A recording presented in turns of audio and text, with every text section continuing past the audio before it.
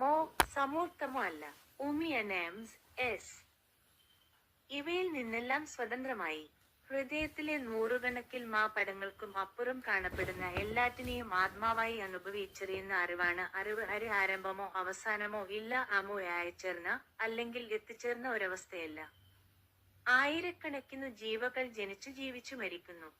എന്നാൽ ആത്മാവ് ശാശ്വതമായി അകത്തും പുറത്തും യാതൊന്നിനാലും ബാധിക്കപ്പെടാതെയിരിക്കുന്നു.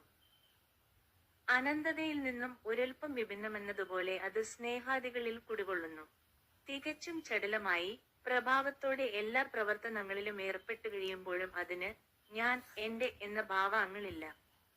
കാണുന്നതെല്ലാം എല്ലാവിധ വിവരണങ്ങൾക്കും ഗുണഗണ അതീവ നിശ്ചലവുമത്രേ.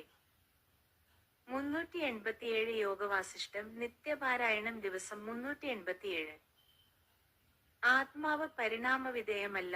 387. സമസ്യാത്യന്തയോര്യയം ദൃശ്യതേ വികൃതി ക്ഷണാത് സംവിധ സംഭ്രമം വിദ്ധി നാവികാരസ്തി വിക്രിയ 6:49/5. രാമൻ ചോദിച്ചു, ബ്രഹ്മത്തിന് മാറ്റങ്ങളൊന്നും ഉണ്ടാവുന്നില്ല എങ്കിൽ ഈ അയാഥാർത്ഥ്യമായ പ്രത്യക്ഷലോകം അതിലെങ്ങനെയാണുണ്ടായത്? വസിഷ്ഠൻ പറഞ്ഞു, ശരിയായ മാറ്റം അല്ലെങ്കിൽ പരിണാമം എന്ന് പറഞ്ഞാൽ ഒരു വസ്തു മറ്റൊന്നായി മാറുക എന്നതാണ്. പാല് തൈരാവുന്നതുപോലെ.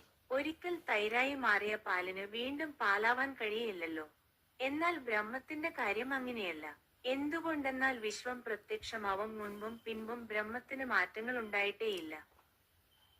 തുടക്കത്തിലും ഒടുക്കത്തിലും മാറ്റങ്ങൾക്കു വിധേയമല്ലാത്ത ഘനസാന്ദ്രമായ ഒന്നാണത്.